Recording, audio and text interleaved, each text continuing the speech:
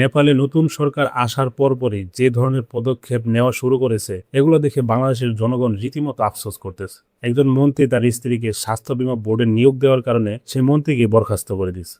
আমাদের দেশে তো গণ অভ্যুত্থান হয়েছে, আমরাও তো এমনটাই আশা করছিলাম। গতকালকে হাসনাত আব্দুল্লাহ লাইভে এসে কিছু গুরুত্বপূর্ণ তথ্য শেয়ার করছে। তার মধ্যে একটা গুরুত্বপূর্ণ বিষয় হচ্ছে স্থানীয় নির্বাচন বা উপজেলা চেয়ারম্যান নির্বাচন। এই ভিডিওটা দেখলেই আপনারা বুঝতে পারবেন।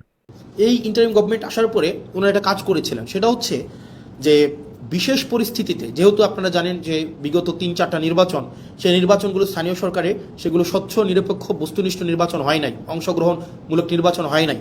একপাক্ষিকভাবে সেই নির্বাচনগুলোতে আওয়ামী লীগের কর্তা ব্যক্তিরাই সেখানে নির্বাচিত হয়ে স্থানীয় সরকারগুলোকে দখল করেছিল, মেম্বার, চেয়ারম্যান, মেয়র, কাউন্সিলর।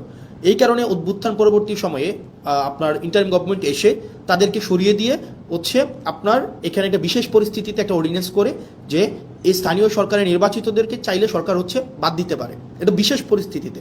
এখন অভ্যুত্থান পরবর্তীতে একটা বিশেষ পরিস্থিতিতে একটা অর্ডিন্যান্স আপনি স্থানীয় সরকারের তাদেরকে বাতিল করে দেওয়ার জন্য আপনি করলেন, কিন্তু আপনি বিএনপি আপনি নির্বাচিত সরকার এসে এই অর্ডিন্যান্সটাকে আপনি আইনে পরিণত করলেন। কিভাবে আইনে পরিণত করলেন? আপনি এখন এই গভর্নমেন্ট এটার ফলাফলটা কি হয়েছে? এটার ফলাফলটা হয়েছে এখন ধরে একটা নির্বাচনের মধ্য দিয়ে কেউ চেয়ারম্যান হলো, কেউ মেয়র হলো, কেউ কাউন্সিলর হলো।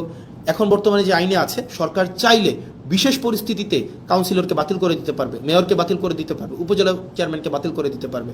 অর্থাৎ একটা নির্বাচিত একটা অংশকে সরকার চাইলে বাতিল করে দিতে পারবে। সরকারের কাছে যদি মনে হয় সে ইনঅ্যাপ্রোপ্রিয়েট, তার মানে এই পুরা স্থানীয় সরকার ব্যবস্থাকে সরকারিকরণ করা হইলো, দলীয়করণ করা হইলো। আপনি নির্বাচিত হয়ে আসেন, সমস্যা নাই, আপনি যখনই সরকারের বিরুদ্ধে কোনো অবস্থান নেবেন আপনাকে চাইলে সরকার বাদ দিয়ে দিতে পারবে।